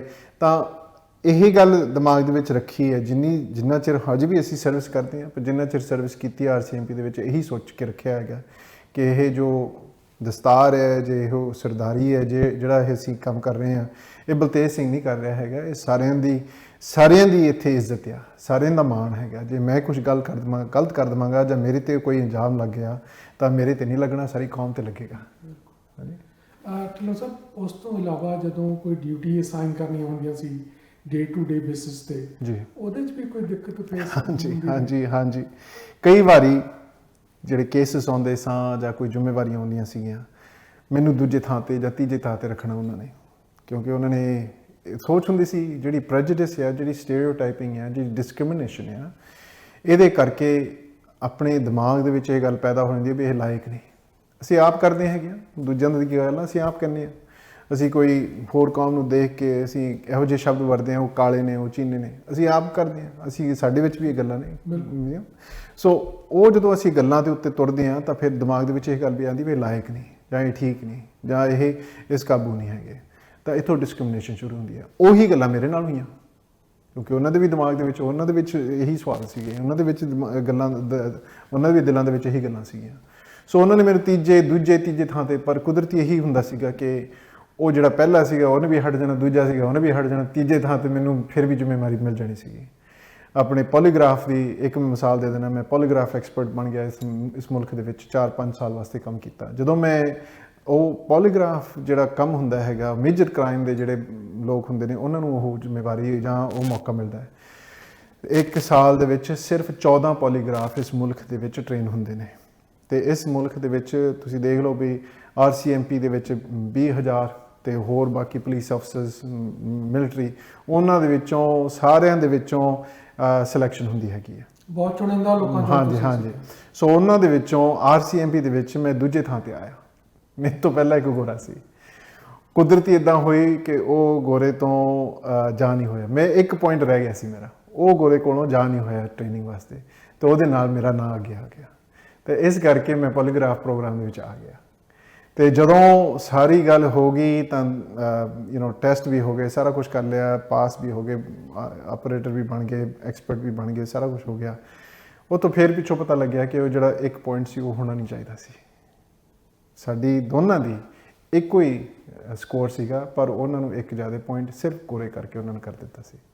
ਸੋ ਇਹ ਗੱਲਾਂ ਪਿੱਛੋਂ ਪਤਾ ਲੱਗਦਾ ਸੀਗਾ, ਪਰ ਕੁਦਰਤੀ ਮਹਾਰਾਜ ਦੀ ਕਿਰਪਾ, ਅਕਾਲ ਪੁਰਖ ਦੀ ਕਿਰਪਾ, ਉਹਨਾਂ ਨੇ ਜਿੱਥੇ ਵੀ ਕੋਈ ਸਾਡੇ ਵੱਲੋਂ ਜਿੱਥੇ ਅਰਦਾਸ ਹੁੰਦੀ ਸੀ, ਉਹਨਾਂ ਨੇ ਸਾਡੀ ਮਾਣ ਰੱਖਿਆ, ਸਾਡੀ ਰੱਖਿਆ ਕੀਤੀ, ਤਾਂ ਉੱਥੇ ਇਸੇ ਤਰ੍ਹਾਂ ਹੀ ਜ਼ਿੰਮੇਵਾਰੀਆਂ ਮਿਲਦੀਆਂ ਰਹੀਆਂ।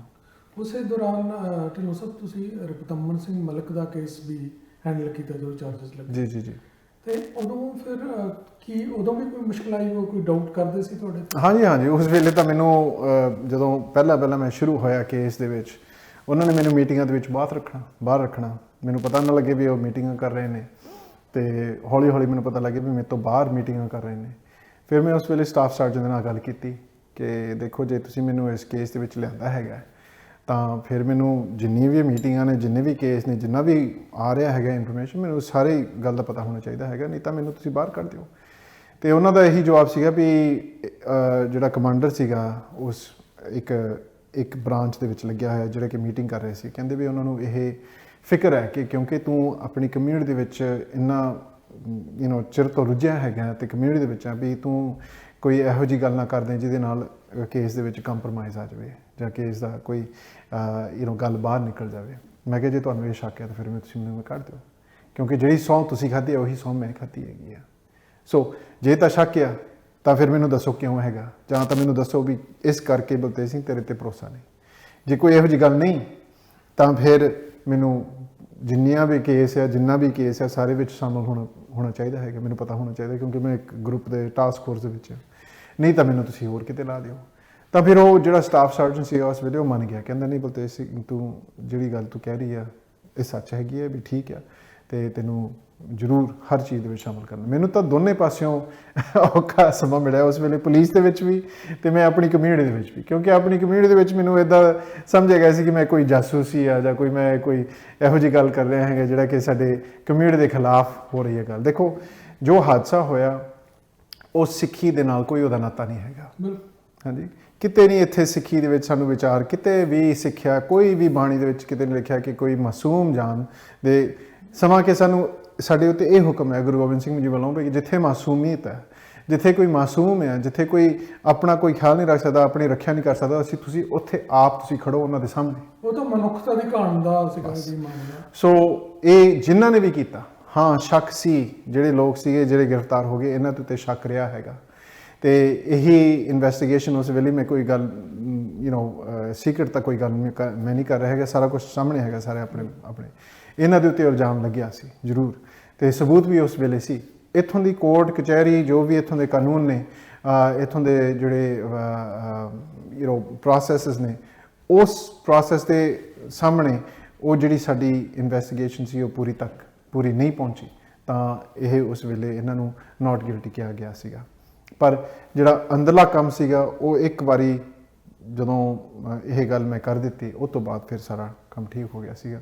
ਬਾਕੀ ਫਿਰ ਕਮਿਊਨਿਟੀ ਦੇ ਨਾਲ ਮੈਨੂੰ ਪੈਣਾ ਪਿਆ ਵੀ ਦੇਖੋ ਜੀ, ਮੈਂ ਤਾਂ ਦੇਖੋ ਅਸੀਂ ਸੱਚਾਈ ਦੇ ਪਿੱਛੇ ਹਾਂ, ਕੋਈ ਕਿਸੇ ਦੇ ਨਾਲ ਸਾਨੂੰ ਕੋਈ ਵਾਸਤਾ ਨਹੀਂ, ਕੋਈ ਕਿਸੇ ਦੇ ਨਾਲ ਸਾਨੂੰ ਕੋਈ ਇਹੋ ਜਿਹੀ ਗੱਲ ਨਹੀਂ ਹੈਗੀ। ਅਸੀਂ ਜੋ ਸੱਚ ਹੈਗਾ ਅਸੀਂ ਸੱਚ ਦੀ ਖੋਜ ਕਰਦੇ ਹਾਂ ਬਸ। ਢਿੱਲੋਂ ਸਾਹਿਬ, ਡਿਊਟੀ ਦੌਰਾਨ ਤੁਹਾਨੂੰ ਕੋਈ ਪ੍ਰੋਫੈਸ਼ਨਲ ਗਰੋਥ ਜਿਹੜੀ ਓਵਰਆਲ ਤੁਹਾਡੀ ਸੀਗੀ ਉਹਦੇ 'ਚ ਵੀ ਕੁਝ ਪ੍ਰੋਬਲਮ ਆਈ ਕਿ ਤੁਸੀਂ ਹੋਰ ਗਰੋ ਕਰਨਾ ਸੀਗਾ ਪੁਲਿਸ ਦੇ ਵਿੱਚ? ਨਹੀਂ, ਉਹ ਤਾਂ ਹੁਣ ਹੁੰਦੀਆਂ ਹੀ ਨੇ। ਦੇਖੋ ਜਿਵੇਂ ਜਿਹੜੀਆਂ ਸਾਡੀਆਂ ਫੀਮੇਲ ਅਫਸਰਸ ਨੇ ਉਹਨਾਂ ਦੇ ਨਾਲ ਵੀ ਕਈ ਕੁਝ ਦਿੱਕਤਾਂ ਆਈਆਂ, ਤੇ ਜਿਹੜੇ ਹੁਣ ਬਾਕੀ ਮਾਈਨੋਰਿਟੀ ਸੀਗੇ ਉਹਨਾਂ ਦੇ ਨਾਲ ਵੀ ਕੋਈ ਦਿੱਕਤਾਂ, ਹੁਣ ਤਾਂ ਬਹੁਤ ਸਾਹਮਣੇ ਆ ਗਏ। ਹੁਣ ਤਾਂ ਸਾਡੇ ਆਪਣੇ ਪੰਜਾਬੀ ਭਰਾ ਨੇ ਜਿਹੜੇ ਅਸਿਸਟੈਂਟ ਕਮਿਸ਼ਨਰ ਤੱਕ ਵੀ ਪਹੁੰਚ ਕੇ ਹੈਗੇ ਨੇ, ਬਹੁਤ ਬੜੀਆਂ ਤਰੱਕੀਆਂ ਕੀਤੀਆਂ ਨੇ। ਪਰ ਉਸ ਸਮੇਂ ਦੇ ਵਿੱਚ ਔਖਾ ਸੀ, ਉਸ ਸਮੇਂ ਦੇ ਵਿੱਚ ਮੈਂ ਹੁਣ ਇੰਸਪੈਕਟਰ ਤੱਕ ਪਹੁੰਚ ਗਿਆ।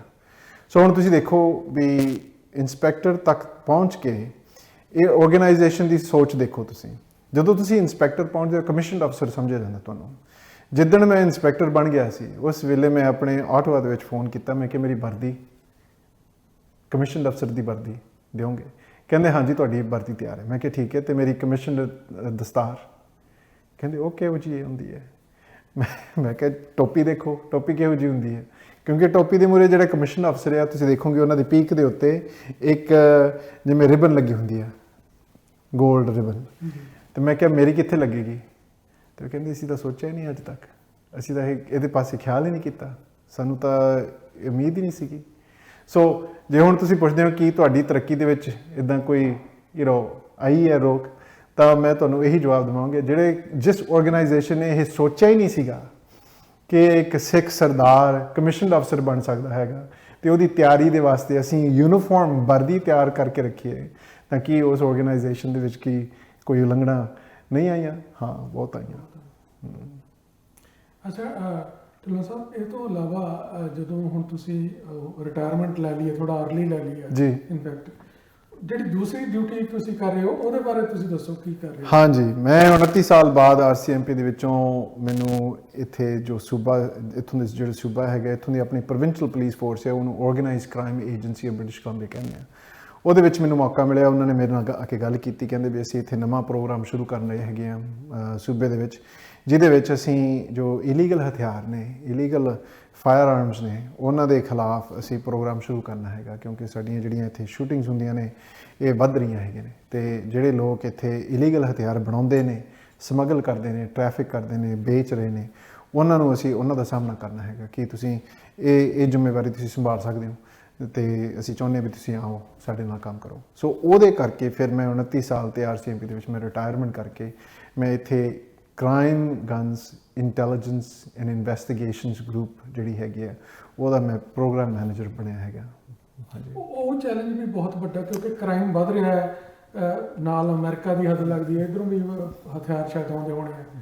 ਤੁਸੀਂ ਜ਼ਿਕਰ ਕੀਤਾ ਹੈਗਾ ਸ਼ਾਇਦ ਇਲੀਗਲ ਮੈਨੂਫੈਕਚਰਿੰਗ ਵੀ ਹੁੰਦੀ ਹੈਗੀ। ਹਾਂਜੀ ਹਾਂਜੀ, ਉਹ ਕਿੱਡਾ ਕੁ ਵੱਡਾ ਚੈਲੰਜ ਹੈ? ਬਹੁਤ ਵੱਡਾ ਚੈਲੰਜ ਹੈਗਾ, ਕਿਉਂਕਿ ਹੁਣ ਅਸੂਲ ਕਾਨੂੰਨ ਬਣ ਰਹੇ ਹੈਗੇ ਨੇ ਕੈਨੇਡਾ ਦੇ ਵਿੱਚ, ਹੁਣ ਹੋਰ ਵਧੀਆ ਤੇ ਬਹੁਤ ਰਿਸਟ੍ਰਿਕਟਿਵ ਕਾਨੂੰਨ ਬਣ ਗਏ, ਜਿਹਦੇ ਕਰਕੇ ਹਥਿਆਰ ਸਾਡੇ ਜਿਹੜੇ ਹੈਗੇ ਨੇ ਉਹ ਹੋਰ ਕੰਟਰੋਲ ਦੇ ਵਿੱਚ ਆ ਜਾਣੇ ਨੇ।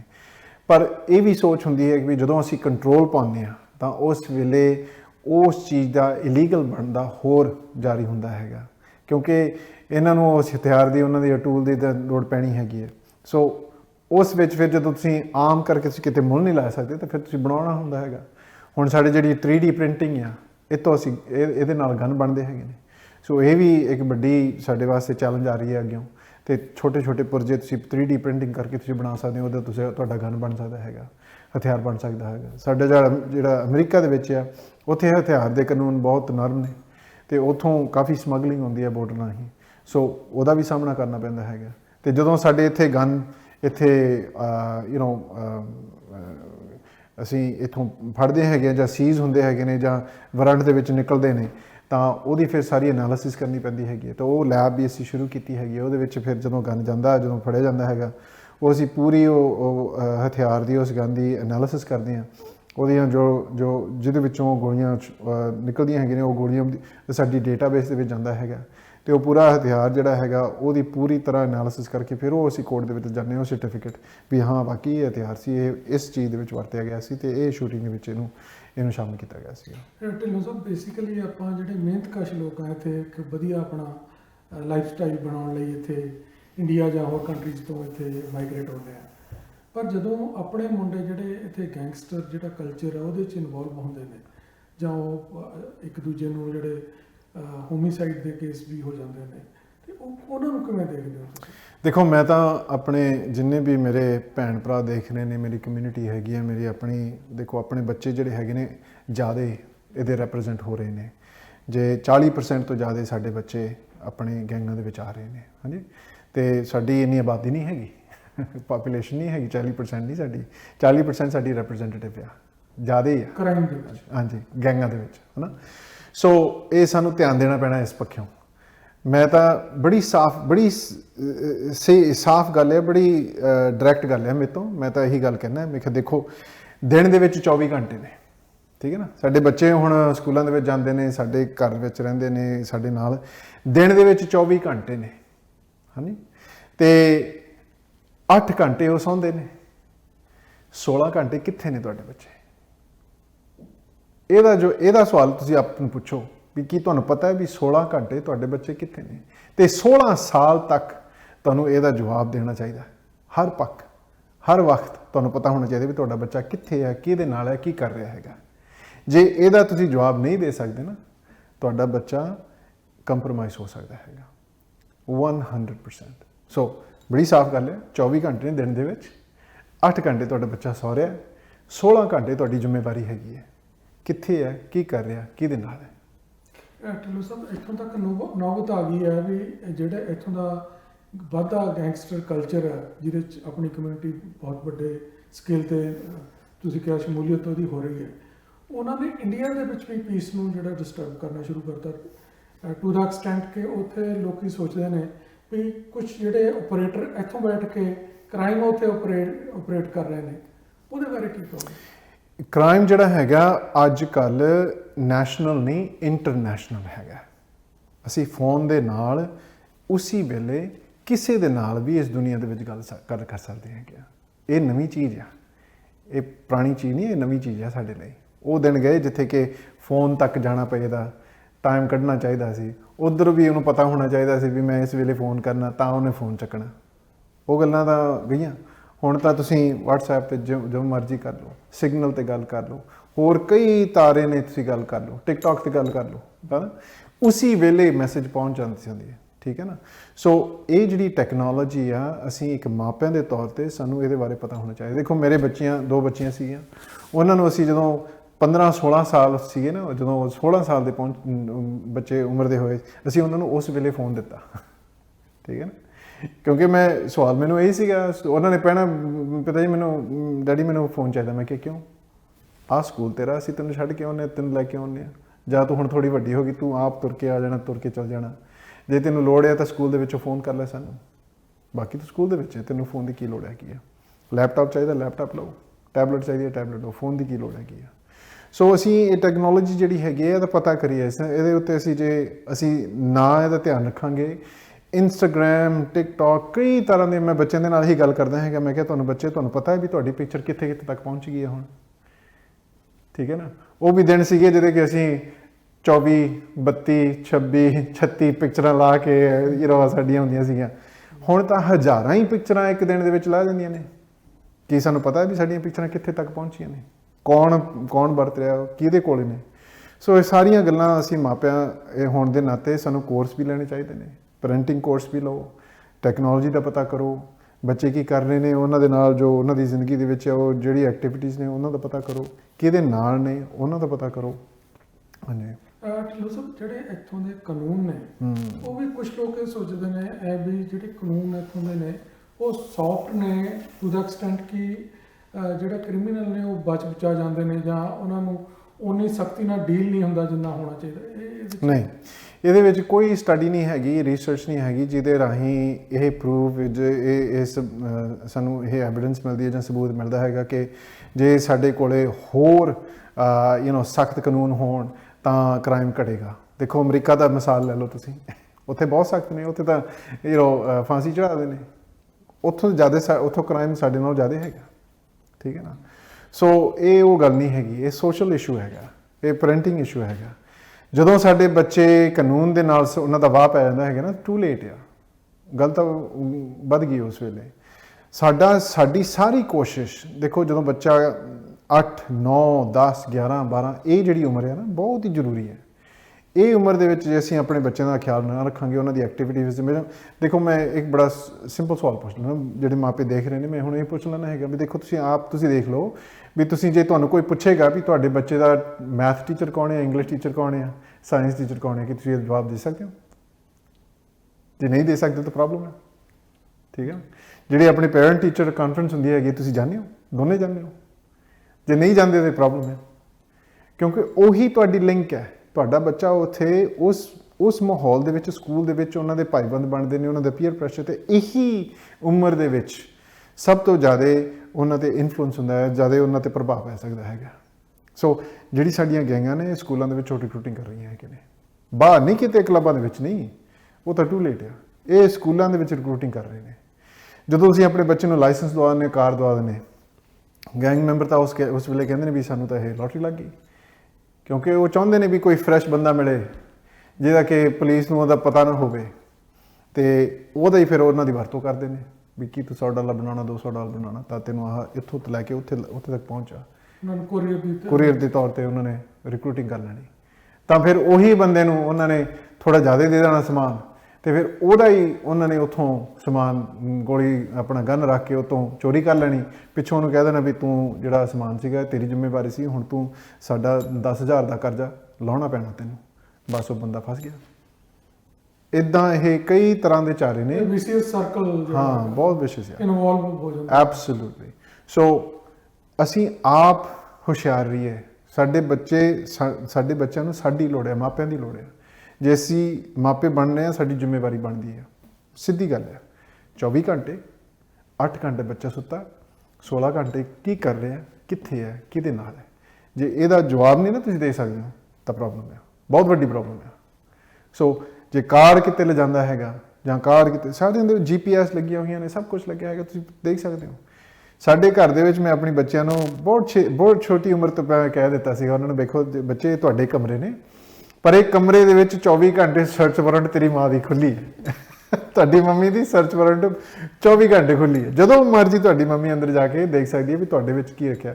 ਅੱਜ ਕੱਲ੍ਹ ਤਾਂ ਇੱਥੇ ਤੱਕ ਮੈਂ ਗੱਲ, ਮਾਪੇ ਕਹਿੰਦੇ ਨੇ ਵੀ ਉਹ ਸਾਨੂੰ ਕਮਰੇ ਦੇ ਵਿੱਚ ਆਉਣ ਨਹੀਂ ਦਿੰਦੇ ਹੈਗੇ, ਪਰ ਇਹ ਉਦਣ ਦੀ ਗੱਲ ਨਹੀਂ, ਇਹ ਗੱਲ ਕਈ ਸਾਲ ਪਹਿਲਾਂ ਉੱਗੀ ਹੈਗੀ ਹੈ। ਸੋ ਜੇ ਅਸੀਂ ਬੱਚਿਆਂ ਦੇ ਨਾਲ ਉਹਨਾਂ ਦੇ ਨਾਲ ਬੈਠਾਂਗੇ, ਗੱਲ ਕਰਾਂਗੇ, ਪਤਾ ਕਰਾਂਗੇ, ਉਹਨਾਂ ਦੇ ਐਕਟੀਵਿਟੀ ਦੇ ਵਿੱਚ ਜੁੜਾਂਗੇ, ਪਤਾ ਕਰਾਂਗੇ ਵੀ ਉਹਨਾਂ ਦੇ ਪ੍ਰੋਗਰਾਮਿੰਗ ਉਦਾਂ ਕਰਨੀ ਹੋਊਗੀ ਹਾਂਜੀ ਫਰਮ ਐਨ ਅਰਲੀ ਏਜ। ਐਗਜ਼ੈਕਟਲੀ, ਕਿਉਂਕਿ ਉਹਨਾਂ ਨੇ ਦੇਖੋ ਉਹਨਾਂ ਨੇ ਡਿਸੀਜਨ ਬਣਾਉਣੇ ਹੁੰਦੇ ਨੇ, ਉਹਨਾਂ ਨੇ ਇੱਕ ਉਸ ਸਮੇਂ ਦੇ ਵਿੱਚ ਉਹਨਾਂ ਨੇ ਇੱਕ ਜਵਾਬ ਦੇਣਾ ਹੁੰਦਾ ਹੈਗਾ, ਜਾਂ ਤਾਂ ਉਹਨਾਂ ਨੇ ਕਹਿਣਾ ਹਾਂ ਜਾਂ ਉਹਨਾਂ ਨੇ ਕਹਿਣਾ ਨਾ। ਜੇ ਉਹਨਾਂ ਦੇ ਕੋਲੇ ਉਹ ਪਹਿਲਾਂ ਤੋਂ ਹੀ ਸਿੱਖਿਆ ਹੋਏਗੀ ਤਾਂ ਉਸ ਵੇਲੇ ਉਹ ਨਾ ਕਹਿ ਸਕਣਗੇ, ਪਰ ਜੇ ਨਹੀਂ ਸਿੱਖਿਆ, ਆਪ ਕਮਜ਼ੋਰ ਨੇ, ਤਾਂ ਉਸ ਵੇਲੇ ਉਹਨਾਂ ਨੇ ਹਾਂ ਦੇ ਵਿੱਚ ਉੱਥੇ ਮਰ ਜਾਣਾ ਹੈਗਾ। ਢਿੱਲੋਂ ਸਾਹਿਬ, ਤੁਸੀਂ ਸਾਡੇ ਸੱਦੇ ਤੇ ਇੱਥੇ ਆਏ, ਸਾਡੇ ਤੇ ਬੜਾ ਅਸੀਂ ਸਮਝਦੇ ਵੀ ਆਸਾਨ ਕੀਤਾ ਕਿ ਇੱਕ ਬਹੁਤ ਵਧੀਆ ਤੁਸੀਂ ਗੱਲਾਂ ਸਾਰੀ, ਇੱਕ ਤਾਂ ਆਪਣੀ ਜਿਹੜੀ ਹਿਸਟਰੀ ਦੱਸੀ ਕਿ ਕੀ ਤੁਹਾਨੂੰ ਫੇਸ ਕਰਨਾ ਪਿਆ, ਕਿਵੇਂ ਤੁਸੀਂ ਸੰਘਰਸ਼ ਕਰਕੇ ਉਸ ਤੋਂ ਨਿਕਲੇ। ਫਿਰ ਦੂਸਰਾ ਆਸਪੈਕਟ ਜਿਹੜਾ ਇਹ ਗੈਂਗਸਟਰ ਕਲਚਰ ਜਿਹੜਾ ਆਪਣੇ ਬੱਚੇ ਇਨਵੋਲਵ ਹੋ ਰਹੇ ਨੇ, ਉਹਦੇ ਬਾਰੇ ਵੀ ਖੂਬ ਚਾਨਣਾ ਪਾਇਆ। ਤੁਹਾਡਾ ਬਹੁਤ ਬਹੁਤ ਧੰਨਵਾਦ ਹੈ ਜੀ। ਸਾਥੀਓ, ਆਸ ਕਰਦੇ ਹਾਂ ਵੀ ਇਹ ਜਿਹੜੀ ਇੰਟਰਵਿਊ ਹੈ ਇਹ ਤੁਹਾਨੂੰ ਪਸੰਦ ਆਈ ਹੋਵੇਗੀ। ਇਹ ਕਮੈਂਟਾਂ 'ਚ ਜ਼ਰੂਰ ਦੱਸਿਓ, ਤੇ ਅੱਗੋਂ ਤੋਂ ਤੁਹਾਨੂੰ ਕਿਸੇ ਹੋਰ ਐਸੇ ਇੰਟਰਸਟਿੰਗ ਪਰਸਨੈਲਿਟੀ ਨਾਲ ਰੂਬਰੂ ਕਰਾਉਂਦੇ ਰਹਾਂਗੇ। ਤੇ ਮੈਨੂੰ ਦਿਓ ਇਜਾਜ਼ਤ, ਧੰਨਵਾਦ।